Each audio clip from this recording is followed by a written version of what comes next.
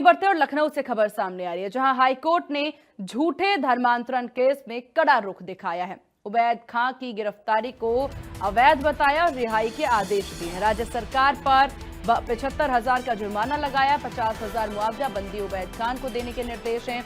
25,000 court की कानूनी सहायता निधि में होगा जमा। एफआईआर रद्द कर पुलिस की कार्रवाई पर तीखी टिप्पणी की है। यह नागरिक अधिकारों का गंभीर उल्लंघन है। कोर्ट ने कहा है कि नागरिकों के अधिकारों का ये गंभीर उल्लंघन किया जा रहा है। तो देखिए, धर्मांतरण के कई मामले सामने आते हैं और ऐसे में एक मामला धर्मांतरण का सामने आया है जो कि झूठा है। हालांकि देखिए, बड़ा खुलासा माना जा सकता है कि बहुत ही सोच समझकर इस पर कार्रवाई होनी चाहिए थी।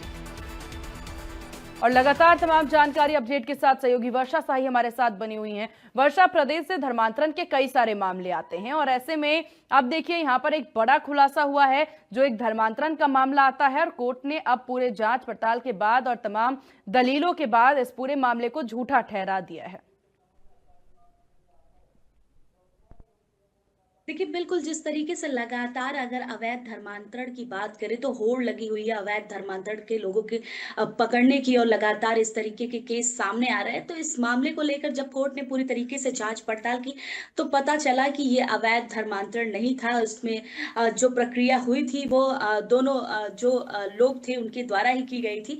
तो जाहिर सी बात है, जिस तरीके से लगातार अवैध धर्मांतरण को लेकर जो किस्से कहानियां सामने आ रहे हैं, जो लोग सामने आ रहे हैं कि अवैध धर्मांतरण किया जा रहा है, उसमें कुछ मामले ऐसे भी सामने आ रहे हैं जो झूठे हैं। उसी तरीके से उवैद खान का ये मामला सामने आया है जिसमें ये साफ तरीके से कहा जा रहा है कि ये पूरा मामला झूठा था और पूरी तरीके से जो कार्रवाई हुई कोर्ट की तरफ से, जो संज्ञान लिया गया, उसमें ये साफ बताया है कि सरकार भी इस चीज पर ध्यान दे कि जो अवैध धर्मांतरण के लगातार जो केसेस सामने आ रहे हैं उसको उसी पहलू पर जांच पड़ताल की जाए कि किसी बेगुनाह को तरीके से जो सजा है वो ना हो सके। और अब जिस तरीके से इस पूरे मामले में जो सजा होने के प्रावधान से आगे बढ़ रहा था, उसको पूरे केस को रद्द बिल्कुल कर वर्षा, दिया गया समझा है। जा सकता है और अगर कोई उसके मामला साथ ज्यादा साथ सामने आ रहा है जो इसका ये मुआवजा है तात्पर्य वो नहीं भी है कि मिलना हर है। मामला सच्चा ही होगा।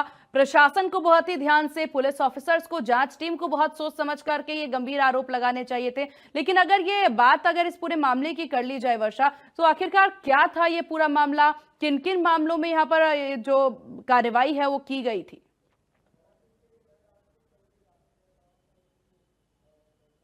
देखिए, जिस तरीके से लगातार अवैध धर्मांतरण के मामले सामने आ रहे हैं, उसी तरीके से ये भी मामला सामने आया था कि इसमें अवैध धर्मांतरण लड़की का कराया गया है, लड़के के द्वारा। और जिस तरीके से दोनों, क्योंकि कास्ट अलग-अलग थे, और जब ये पूरा मामला सामने रखा गया तो एफआईआर की गई। एफआईआर करने के बाद जब पूरे मामले की जो कार्रवाई है जब कोर्ट में शुरू हुई, तो कोर्ट ने पूरी तरीके से इस मामले में जांच पड़ताल की। क्योंकि अगर अभी के समय का आप चीजें उठाकर देखेंगे तो अवैध धर्मांतरण के किस्से लगातार सामने आ रहे हैं और कई ऐसे केसेस सामने आ रहे हैं जिसमें लगातार ये कहा जा रहा है कि अवैध धर्मांतरण कराया गया है। चाहे वो लड़की की तरफ से कहा जा रहा हो, चाहे वो लड़के की तरफ से किया कहा जा रहा हो। और इस पूरे मामले में भी इसी तरीके की जो किस्से हैं वो सामने आए थे। लड़की की तरफ से जो एफआईआर हुई थी उसमें ये कहा गया कि उसका अवैध धर्मांतरण कराया गया है। लेकिन जब इस पूरे मामले की जांच पड़ताल हुई और पूरी तरीके से जो सबूत है वो सामने रखे गए, तो पता चला कि ये अवैध धर्मांतरण नहीं था, बल्कि केवल फंसाने के लिए पूरी ठीक। तरह से चीजें रखी गई। क्योंकि कास्ट अलग अलग होने की वजह से ये साफ रखा गया था कि अवैध धर्मांतरण कराया गया। लेकिन ऐसे मामले अब लगातार जो सामने आ रहा है उसमें जो अधिकारी हैं वो पूरी तरीके से पुख्ता हो तरीके की कार्रवाई करे, उसके निर्देश भी दिए गए।